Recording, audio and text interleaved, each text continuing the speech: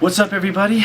My name is Reese Cadella, and today I'm going to talk to you about the cost of the dub, or an analysis of my Fortnite data survey.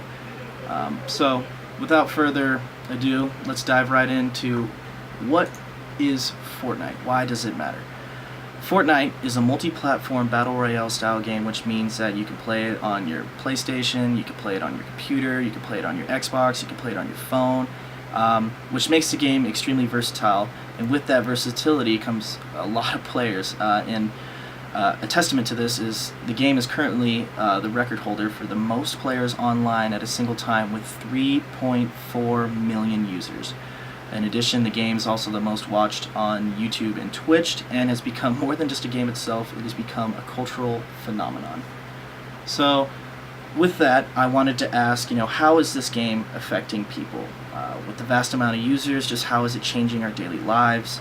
How many people here at CU play the game? What feelings does the game invoke? And what are the consequences and benefits of this game?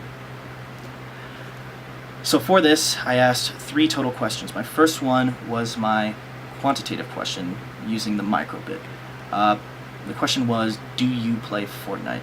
The target audience was general public or fellow CU students, and for the deployment method I just had my microbit on me and would stop people, ask them, hey, can you spare some time to answer a few questions about Fortnite? And usually they were pretty down for it, which was fun to say the least.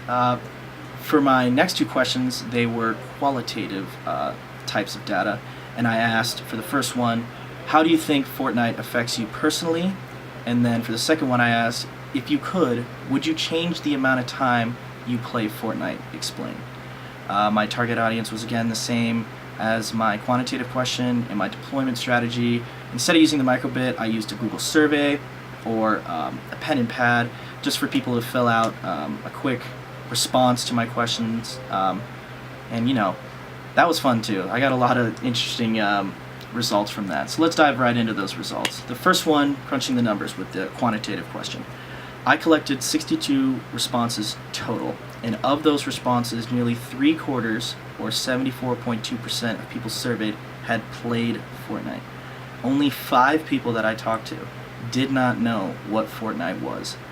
And with that, I inferred that with the 33,000 students here at CU, maybe 25,000 or less have at least know what the game is or have played it at some point in time. Which is kind of congruent with the, record holding and stuff like that. For my qualitative questions, I made these 2 word clouds, and I just took my survey answers and plugged them in.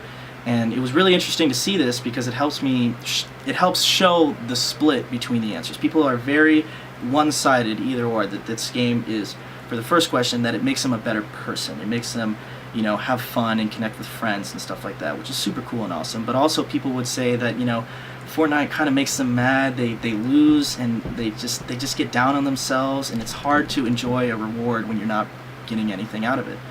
And again, for the question 2, one thing people could agree on is that they wanted to change the amount of time they played, but for different reasons. Some would say, hey, I would love to play the game every waking hour, and others say they play the game way too much and that they needed to cut back. So I thought that was very interesting to see the split in both these 2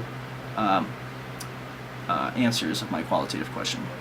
So with that, the big picture. With cross-examination, I've determined that people love to play Fortnite, but people love to hate Fortnite, even though they play it. This game has truly become more than just a game itself. It's become a hot topic with a major fan base, and another thing I learned is that few people don't not know about Fortnite. Like, you either know it or you're living under a rock or something. Some questions I'd like to ask in a future survey: is this game just another fad? Is there something else that's going to come out in the next few years, or is this game going to stay here to last? Another question I wanted to ask is, what about the gameplay makes it so darn addicting and fun? And those are 2 questions that I'd really like to look into.